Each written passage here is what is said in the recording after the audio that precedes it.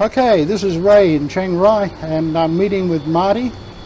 Marty's the president of the Chiang Rai Expat Club, and I think he has a wealth of information to share with us. Marty, hi. Well, thank you, Ray, for letting us talk about the Expat Club.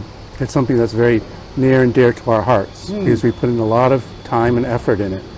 Our club is only about 8 years old, and we tried to pattern ourselves as some other expat clubs, but it really didn't work in Chiang Rai. And our mission in Chiang Rai is helping enhancing expat life through community. And we have a different type of group. It's a social group. We all take care of each other. We're all friends outside of the group. We don't have any type of infighting and whatnot, not the normal conflicts you might have in a big group. One of our longtime expat members has been a member of several different expat groups in Thailand. And he really summarized it so well.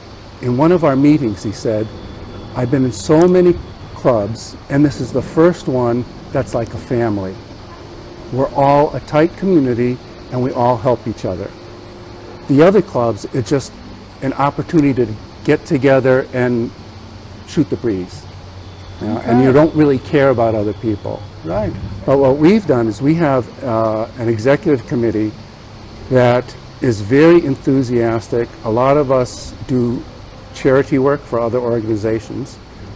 And so this, in a way, we help our own community, our expat communities. I think you do more than just help the expat community too, don't you? Well, sometimes, but our focus is on the expats. But yes, we help the local community when there's a problem like floods or fires or something like that. Then we will band together and do something to help them out. Yeah. But that is really not our focus. Right. And, you know, like, we have a wealth of information. We do a lot of information sharing amongst ourselves. We have a diverse group. We have about 300 members, plus or minus, and they participate to different degrees. Some people come to all of our meetings. Some people come to a meeting once a year. Some people never come to the meeting. They're not joiners.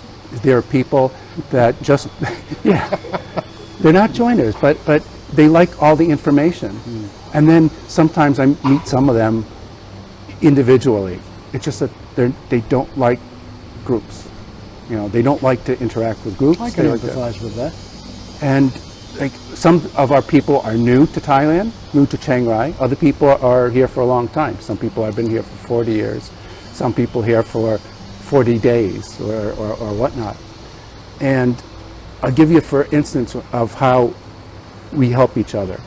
One of the new expats was talking about how difficult a time he's having at immigration, you know. And so we gave him some tips.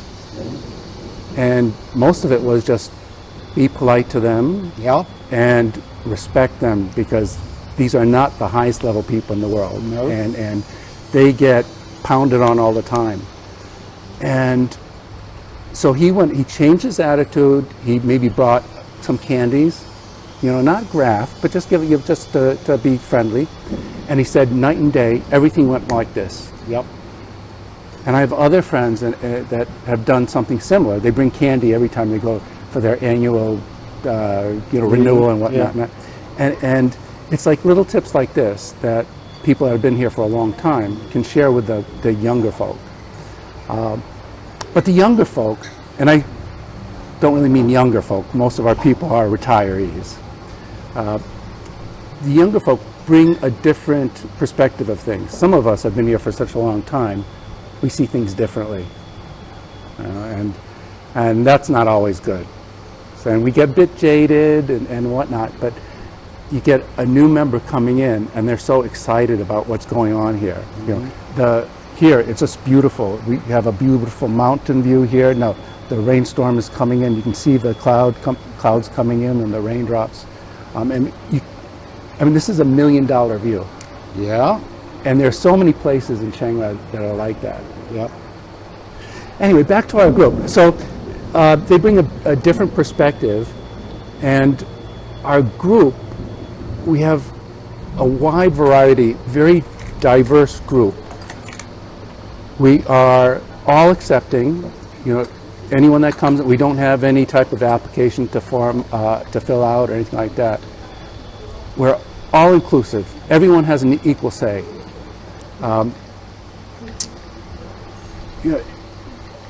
Again, it's so much like a family, and people enjoy themselves. People are trusting enough that they're able to speak up in our meetings and whatnot. We're a diverse group. People come from all different walks of life. We have people that are plumbers or used to be plumbers, electricians. We have MDs. We have engineers. We have plant managers. We have financial people, CEOs, like what I did before. And when we're all together, it's just wonderful. It's like we all have known each other forever. It's just a wonderful feeling. And our group, we do a monthly newsletter. And Ray, I know that you signed up for it, but this is this month's newsletter that's coming out tomorrow. And you'll see that They're actually quite lengthy. Yes. But the thing is that what we do is that you can see is that we have a table of contents here. So, yes, it's lengthy. It takes a lot of work. And like I said, we have a good team that does it. It's very professional. It's like we have graphic designers do it and blah, blah, blah. But the thing is that you don't have to spend a lot of time. For example, like message from the president, you can skip that because it's always just so boring. But some of the other things, it's really good. So we have things about what's on in Chiang Rai, events that we are able to attend. Here's another event that we have. Every month we have a lunch, an informal lunch. Usually about 20 people show up and at different places. And it's informal. You don't even have to RSVP usually. You go in and you just pay for what you order. Each person orders individually. And it's a lot of fun, and it's, especially during these COVID times, it's a wonderful way to keep in touch with humans. Because right now I know that there are people still stuck inside their houses. A lot of our community, they're afraid of going out too much, and anyway, they're careful. So we ask everyone to wear a mask at our meetings. Before COVID came, we had a monthly general meeting where we'd have a presenter with a really interesting topic, an expert. So for example, we had a guy that was a senior engineer with NASA for many years during the space program, the shot to the moon, Apollo and whatnot. So he comes out and gives us a talk about the history of it and problems that they had meeting the head Werner von Braun, whatever, and what that, working with him, all that. So very, very interesting. We've had Don Linder, who is the screenwriter for one of the famous movies here, The Cave. He comes in and talks about all the going on behind the scenes and the conflicts between the people, the rescuers, and some wanting to do this, others wanting to do this, people being afraid to make a decision and whatnot. And just very, very interesting, very insightful. Unlike other expat clubs, our membership is free. Now? And it's free. It wasn't before. I know, and our club this is many years ago. Yes, when it started out, it was, I think, 500 baht to join. I don't remember how much it was. But some other clubs are 1,000 baht. And anyway, now, for the past several years, there's no membership fee, and all you have to do to become a member is to sign up on our website, and you get our mailings. And our website, I have it written down here. It's not too difficult to remember, but ChiangRaiExpatClub.com. It's all one word except the .com. ChiangRaiExpatClub.com. And if you go to that website, you will learn a bit about our activities, a bit about our board members, information, whatnot. Anyway, that's pretty much it. I hope everyone joins, because the more the merrier, and there's no downside to joining, because you get on our mailing list. we don't ever give our mailing list to anyone. And that was something that happened at the beginning too. They were selling their, or giving out their mailing list. Oh, really? Yes. Well, that's a bit of an invasion of privacy. Exactly. And so that has been stopped. So we never give out our mailing list. We never give out anyone's email address or any other contact information. Yeah. And so you, when you get this newsletter or any other communication, if you don't want to do it anymore, unsubscribe. Unsubscribe, yeah. It's like that. But actually, we'd have very few people that unsubscribe because it's, what happens, maybe once a month you get something in your mailbox, or sometimes we'll do a special, like a special mailing because vaccination. We found out that you can get vaccinations at this particular hotel. They got a new shipment. So if you hurry down there now, you can get vaccinated if you're so inclined. Mm-hmm. You don't have to, but it's just types of information that we have in our newsletter like that. Yeah. I've been reading some of the articles because they're posted on Facebook also. Yes, we cross-post there. So I've been reading them without subscribing. So. But now I see you've subscribed. I have, yes. So you become now a member. Yes. And that's fine. It's interesting because one of the non-joiners, he actually wrote for this month, he wrote a big article about why Chiang Rai. Why did he come to Chiang Rai of all places? And I think it's a wonderful article. And this is a series we're doing now. We've been running, this is the second article we've had on this topic, but we're asking local expats to write an article on how they came to be in Chiang Rai. Why Chiang Rai rather than Chiang Mai or Bangkok or Delhi or Tokyo or whatever, or why stay in London or Germany or whatever. Yeah.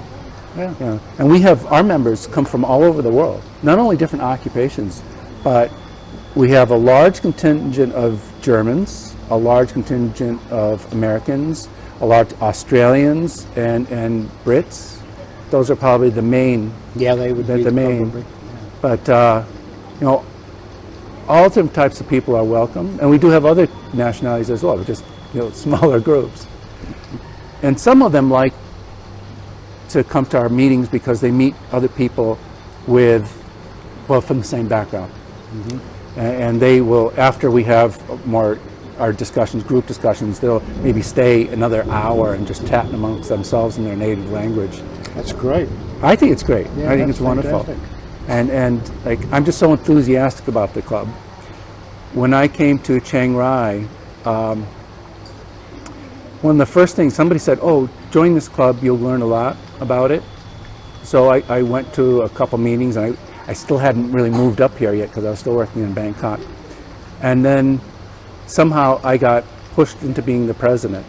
And it's not that I want the job, but I thought that the Expat Club is so important that we have to make it a success. And we have to continue the success. Well, it sounds like you've improved it a lot, because I'll be honest, the first meeting I went to, I didn't go back because I was just not impressed with what was happening, and not impressed at all. I appreciate the comment, and I've heard that from other people, but sincerely, it's not me. It's the people that are on the executive committee now. Oh, you weren't there. Yeah, we brought in all new people on the executive committee, and they work so hard. So, for example, one of our members, almost his full-time job is going to different places in Chiang Rai province and figuring out how we can do a tour, a free tour, and informal tour, and just a group of us going to these different places. And he's working on that all the time. He has to work out the logistics. Sometimes he has to rent a van and all types of things. One of the things that we did even is that we thought it's very important for people to have wills. But they've been really, really expensive here. Sometimes 20,000 baht, 10,000, minimum 10, 20. So we worked with a local lawyer, and we drafted most of the will. And actually, we redrafted and translated into Thai and blah, blah, blah. And finally agreed with one will, a standardized will with him. And so now present that to our members. And the cost is 2,800 baht for a will, medical directive, so if you get, type of thing, and then power of attorney. So like you have 3 documents for 2,800 baht. So our club does most of the work. We give you the boilerplate, you fill it in handwritten, you send it to our folks in the club, they translate it into Thai, put it in, and also you have the English translation, set it back to you. If you go back and forth, when you agree with it, it goes to the lawyer, and then you make an appointment with the lawyer because he has to sign it, notarize it, and all types of things. And it's so ridiculously cheap. That is cheap. That'd be 10 on it, wouldn't it? Yeah.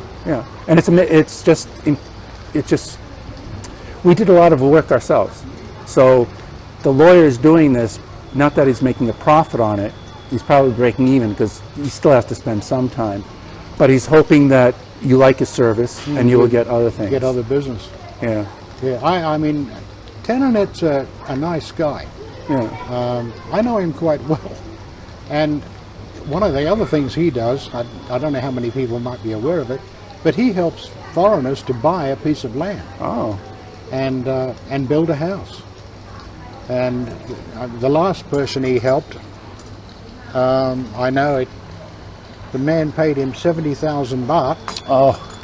And Tenanet basically wrote up a contract that said that the land is in my name, but you have all full rights to it. You can will it, you can sell it, you can do whatever you want. So that's, for a lot of people, that's a good option.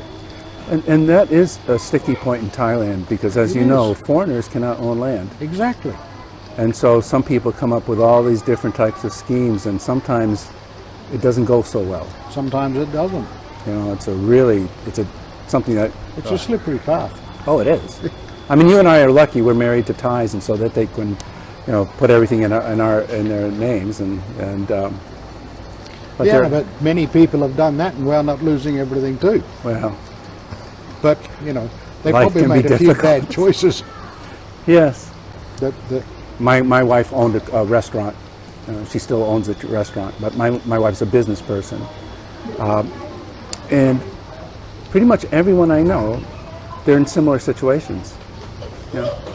And I think that that helps the chances of success. I think so too. Yeah, I think it's important to find your wife. If she's not a professional, find her working in a place like Robinson's. Yes.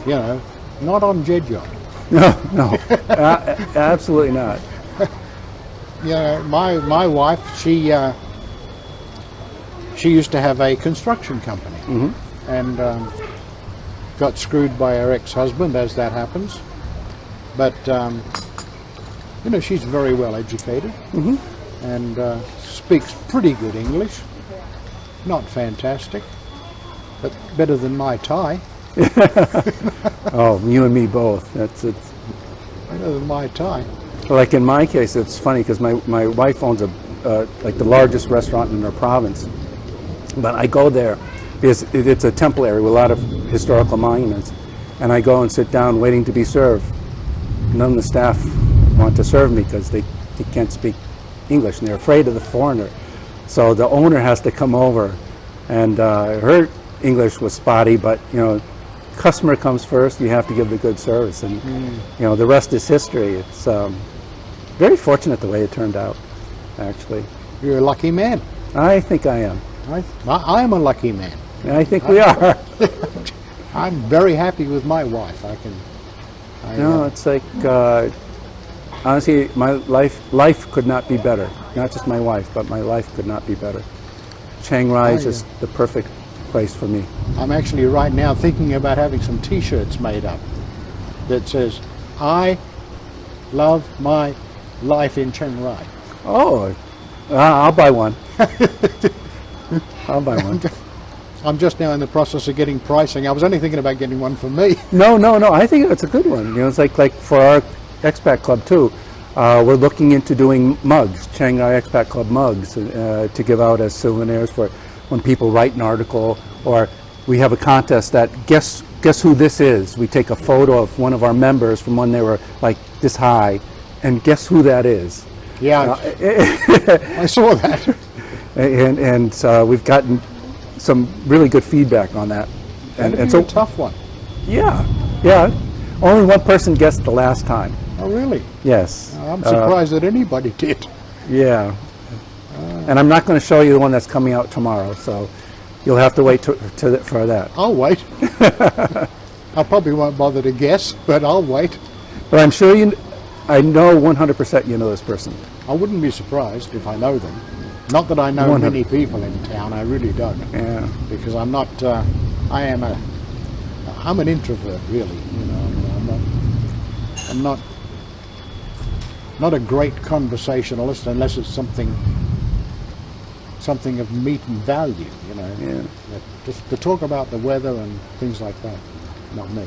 No, you and me both. Yeah. Except I have had to overcome it, or try to overcome it. Well, before we wrap this up, anything else?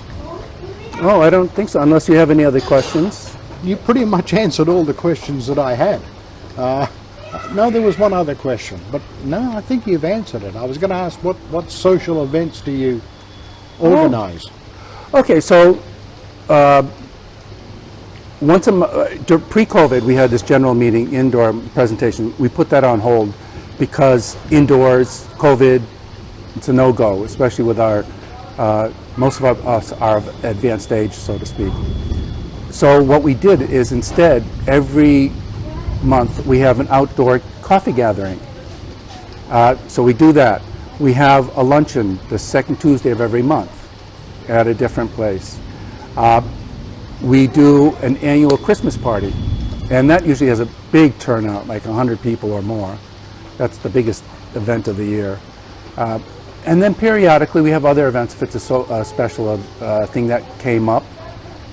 We try to support the local like youth choir, youth orchestra when we organize.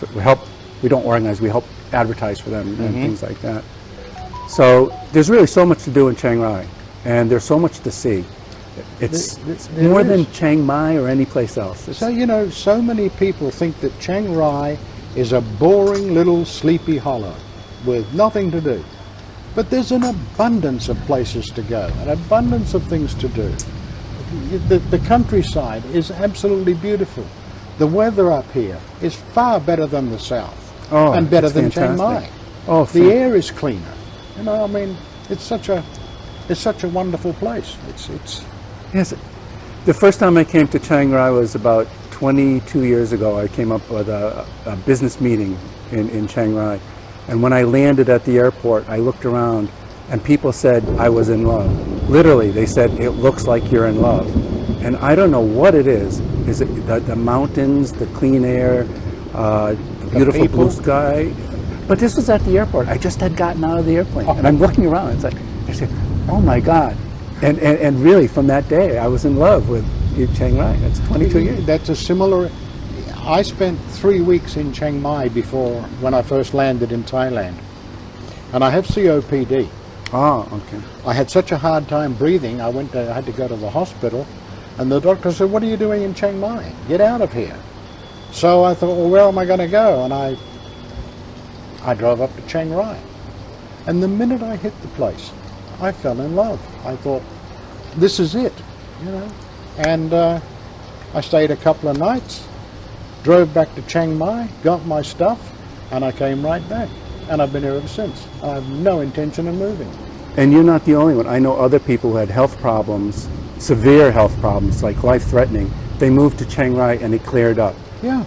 Or at least went to like something that manageable. Yeah. Honestly, it's... Yeah. I haven't had a problem with breathing because of pollution since I've been here. Yeah. And even with all the fires, you know. But... is it my imagination, or do you agree with me? I think last year, the smoke wasn't a big problem. And this year, it hasn't been a big problem. Oh, this year was pretty much no problem. Yeah. No problem. I have a weather station, a personal weather station at my house. And so I watch the PM 2.5 every day, and it's 100% better than even last year. Yeah. It's amazing. I turn on my air filter every day, and I check, and I don't need it on. Exactly. It's a fantastic year, and we had a lot of good rain this year too. Yeah. As you can tell, today we're having rain, and I think we're about 200% higher than normal, or 100% higher than normal, about 200% of average this year so far. Life is good. Yeah, life is good. I'm happy. Marty, thank you very much for your time. My pleasure.